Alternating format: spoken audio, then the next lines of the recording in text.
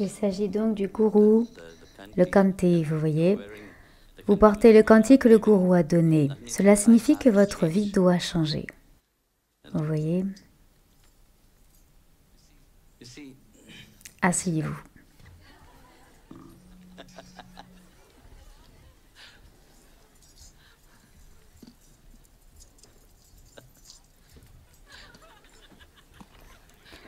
On va continuer après. Très souvent, les gens disent « Je suis sur le chemin, mais rien n'a changé dans ma vie. » C'est ce que nous entendons souvent, non? Ma vie est toujours la même, je suis toujours misérable, malheureux. Et lorsque vous portez la gloire du nom divin que le gourou vous a donné, Mirabai, lorsqu'elle a reçu le nom de Giridhari, de Haridas, elle est devenue folle. Pourquoi? Comment ça se fait? Je vous le demande. Ne me regardez pas comme ça. Vous en pensez quoi? Pourquoi? Cela a eu un grand effet sur elle. Et pourtant, nous continuons tous à chanter, mais il n'y a pas d'effet.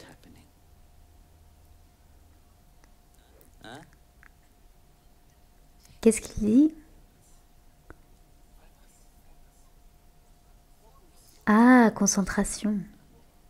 Je suis sûre que vous êtes tous très concentrés. Regardez combien vous êtes concentrés.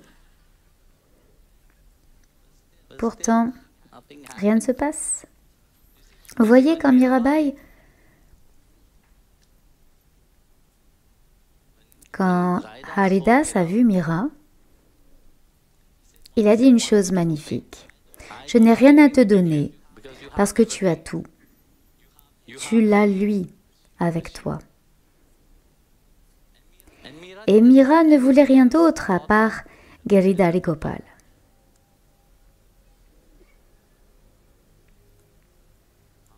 Combien de fois j'ai dit que Bhagavan, quand il vient dans votre vie en tant que rappel, que vous lui appartenez.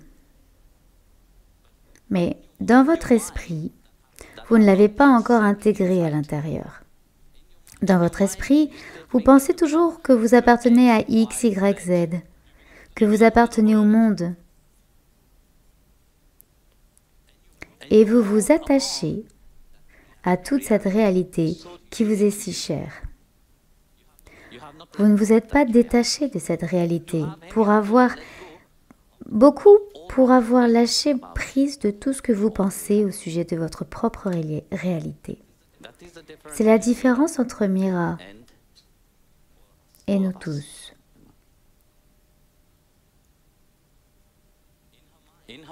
Dans son esprit, il y avait son bien-aimé Giridhari Gopal. Et tout a été transformé en cette réalité de Giridhari. Tout a été coloré par la couleur de Krishna, Shyam. Tout s'est transformé. Regardez notre vie. Oui, nous sommes transformés à l'extérieur, mais qu'en est-il de l'intérieur? Qu'est-ce qui fait qu'elle, malgré tout ce qu'elle a traversé dans sa vie, elle a été inspirée par tout ce qu'elle a traversé dans sa vie. C'était complètement chaotique. Elle n'était pas joyeuse et heureuse. Aimer Krishna n'est pas si facile. Tout le monde était contre elle. Vous connaissez son histoire. Tout le monde était contre elle. Mais est-ce que son amour pour Krishna a changé? Non. Sa positivité dans sa vie était centrée sur Giridhari Gopal. Rien ne pouvait la faire bouger.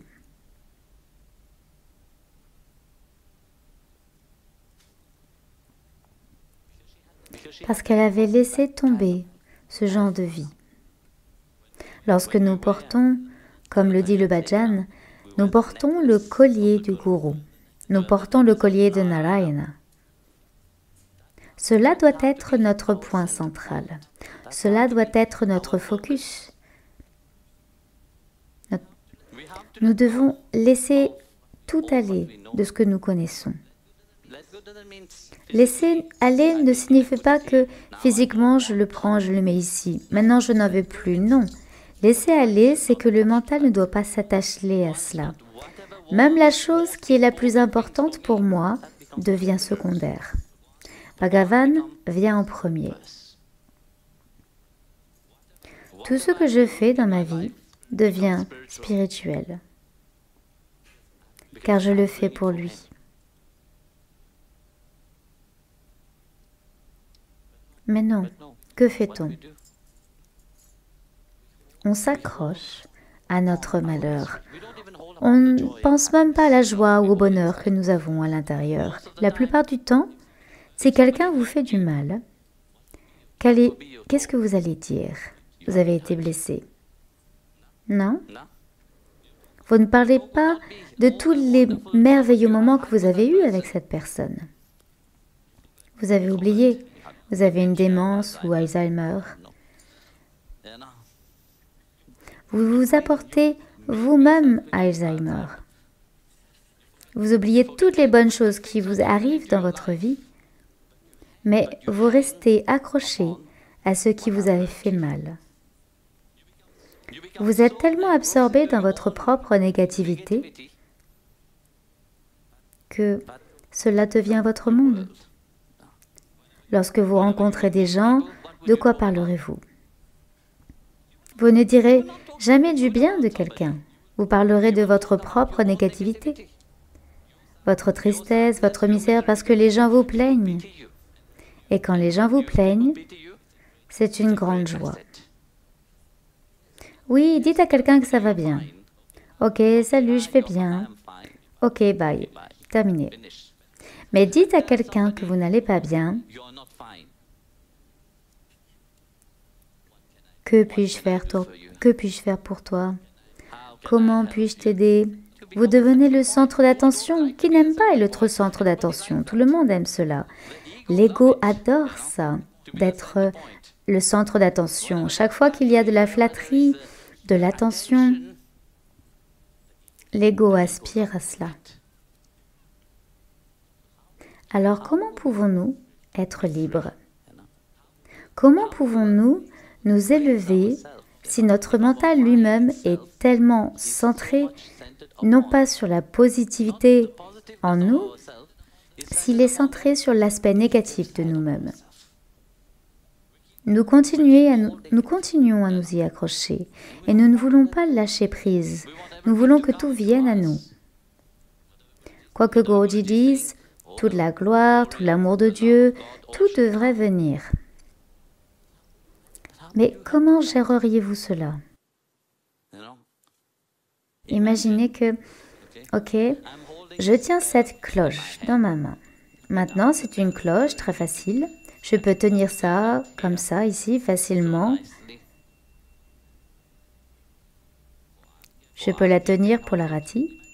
Imaginez que je la tienne pendant 1 heure. Que va-t-il se passer? Hein? La cloche est en haut pour l'instant. Elle va descendre. Une autre heure et elle va descendre encore plus bas. Je ne pourrai pas la tenir. Même si je me force à tenir cette cloche toute la journée,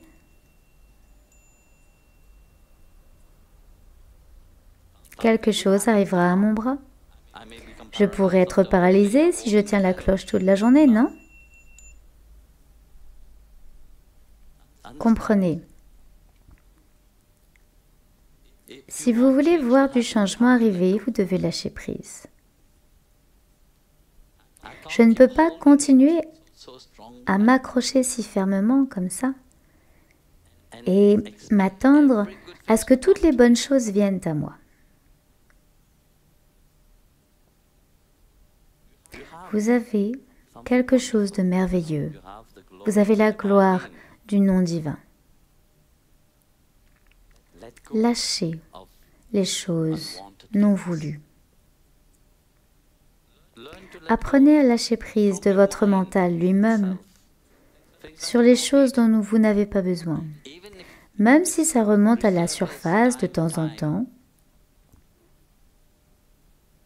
accrochez-vous à ce que le gourou vous a donné. Car lorsque vous vous accrochez à ce que le gourou vous a donné, cela éveillera cette bhakti en vous. Comme pour Mira, comme pour tant de grands saints, vous savez. La bhakti n'est pas difficile à pratiquer lorsqu'elle est dépourvue de vous-même. Lorsque Bhagavan est la priorité, alors la bhakti devient très facile à pratiquer. Mais si c'est juste comme un show, alors ça devient très difficile. Car vous vous accrochez toujours au monde. Et comment votre mental changera-t-il? Vous voulez des changements dans votre vie, de la positivité dans votre vie, et quand vous regardez le monde à l'extérieur, vous devenez négatif. Vous regardez les gens, vous êtes négatif. Et vous vous accrochez à cette négativité. Vous méditez sur cette négativité. Regardez le monde en lui-même, vous voyez de la positivité? Non, il n'y a pas de positivité. Vous voyez, vous seriez fou si vous regardiez le monde et que vous disiez qu'il est plein de positivité. Non. Le chaos est partout présent. Mais regardez ici. Vous chantez et dansez tous. Avez-vous pensé au monde? Avez-vous pensé à vos problèmes? Et ensuite, qu'avez-vous appris? Chantez le nom et dansez, où que vous soyez.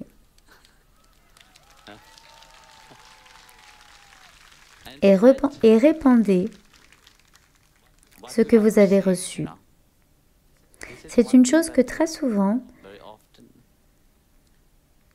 quand nous avons quelque chose de merveilleux dans notre vie, nous devons la répandre. Répandez le nom de Sri Hari à tout le monde. Aidez les autres aussi. Rappelez-leur. Vous êtes un instrument, une extension de cela. Et vous verrez que dans votre vie, où que vous soyez, cela deviendra la bhakti elle-même. Cela deviendra la dévotion. Il y avait un saint, Haridas, ou Krishnadas, quelque chose d'as. Je suis toujours mauvais avec les noms. Ça ne vient pas. Il n'y a pas de différence entre Hari et Krishna. Donc, un Krishnadas. Il était un grand dévot du Seigneur Krishna et il servait Bhagavan. Un jour, vous voyez, dans l'après-midi à Vrindavan, l'après-midi, ils offrent des fruits à Krishna. Vous savez pourquoi?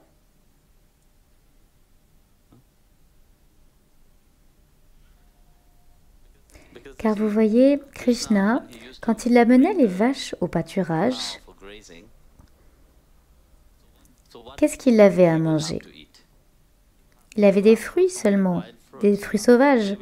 Il les décorait, comme vous le disiez hier, on le décorait avec des fleurs blanches. Et ainsi, seules les fleurs blanches étaient disponibles. Et c'est pourquoi à Vrindavan, ils offrent des fruits à Krishna. Donc, il y avait ce dévot qui allait au marché, à Vrindavan Bazar. Et il a vu des raisins frais, les premiers qui ont été livrés. Et il s'est dit, aujourd'hui, je vais apporter ceci à Giridhariji pour Krishna.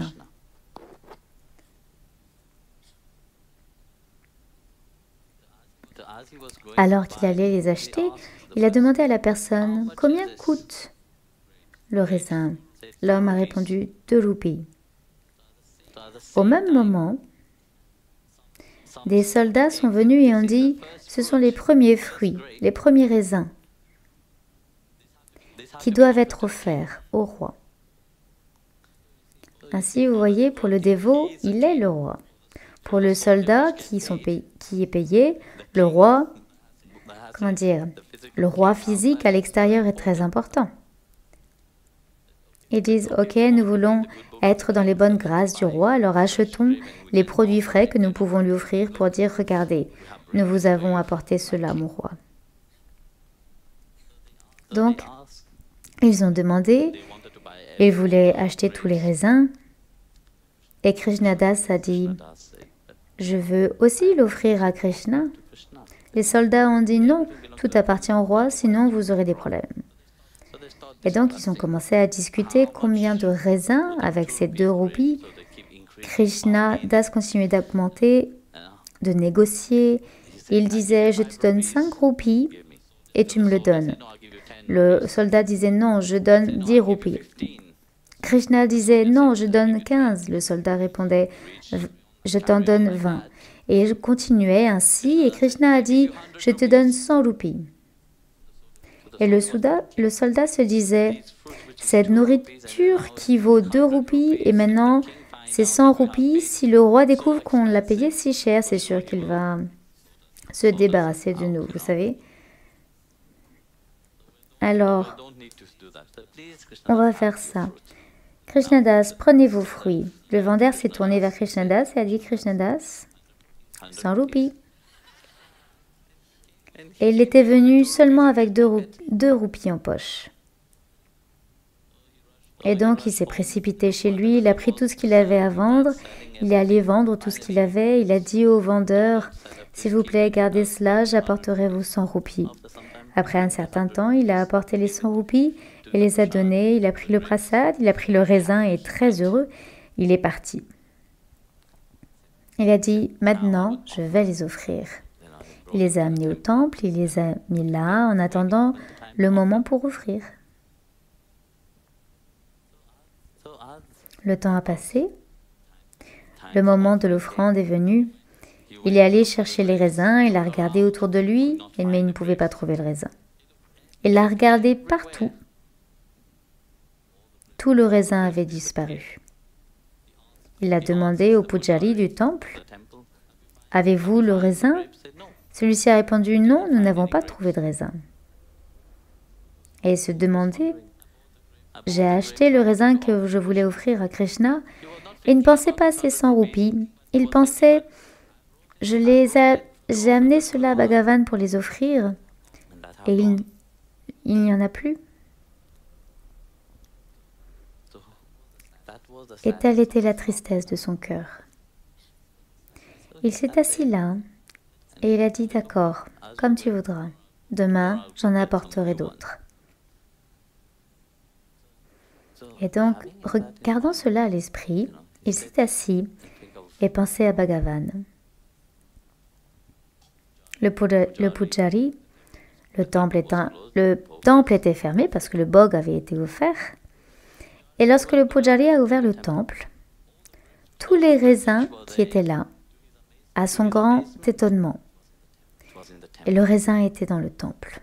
Il a demandé au pujari, Krishnadas a demandé au pujari, donc vous avez pris le raisin. Il a dit non, quand j'ai offert le bhog à Bhagavan, il n'y avait pas de raisin. Et maintenant, tout ce raisin est là. Il a ses manières de faire, vous voyez. Et il volait les marchands aussi, non? Et parfois, il ne lèche pas ses façons de faire. Surtout quand quelqu'un a fait avec tant d'amour ce service pour lui.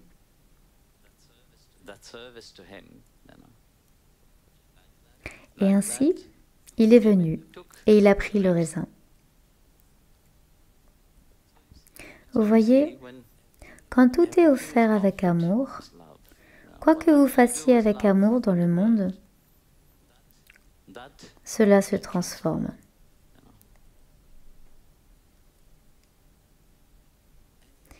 Et en tant que dévot, cette qualité est très importante à avoir.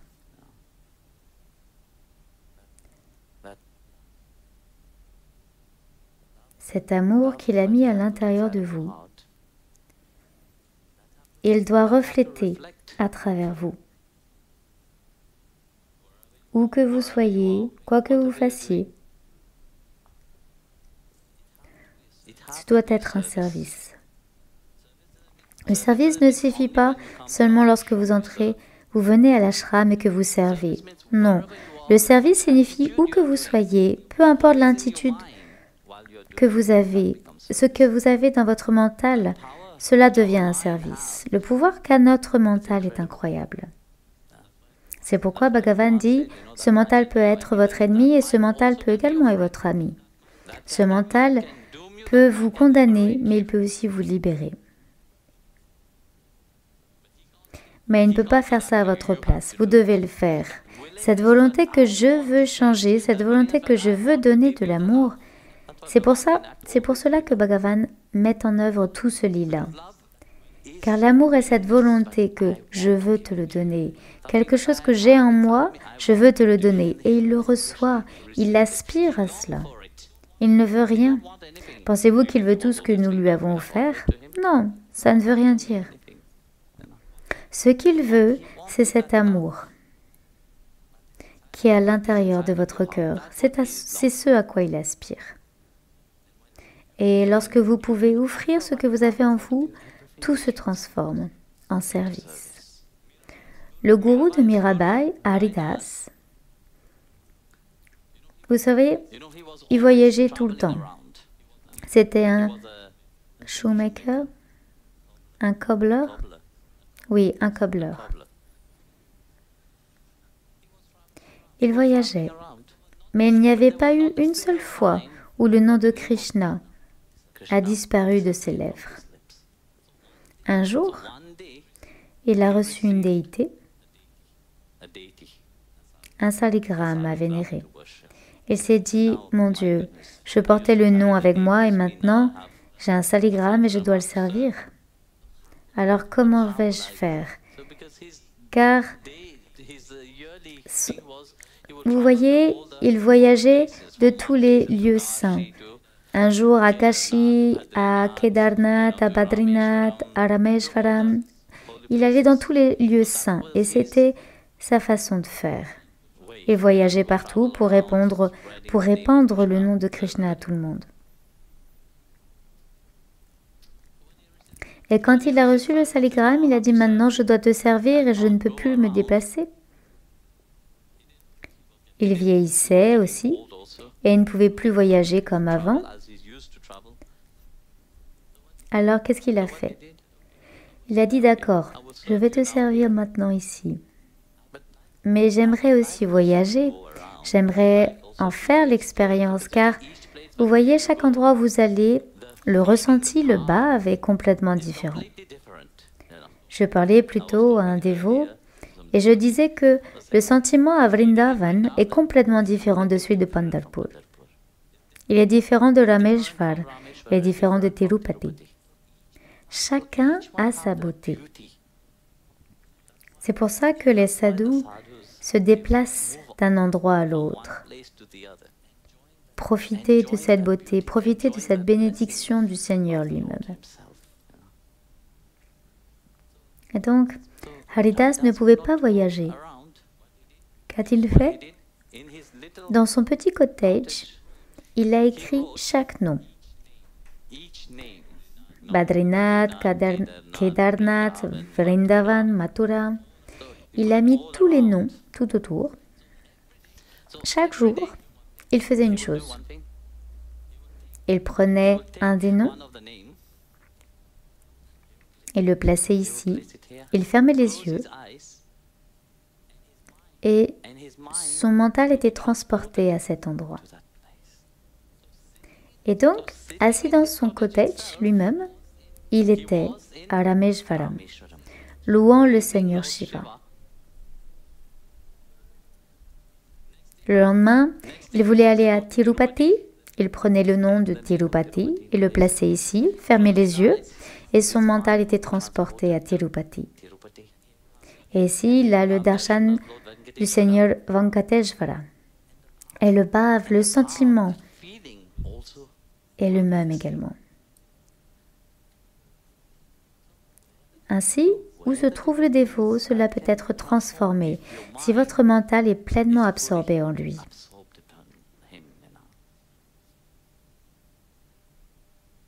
C'est toute la gloire du nom divin. La gloire de contrôler votre mental et de le rendre positif. Et avec un mental positif, vous serez la personne la plus heureuse. Et ce n'est pas pour quelqu'un d'autre.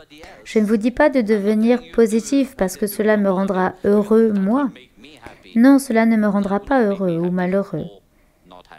Mais au moins, pour vous-même, pour votre propre bonheur, ça sera profitable pour vous-même. Vous serez heureux.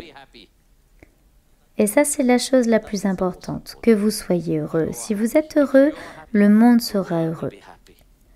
Le monde sera joyeux, mais si vous n'êtes pas heureux, même si vous êtes entouré de bonheur à l'extérieur, vous ne verrez jamais ce bonheur.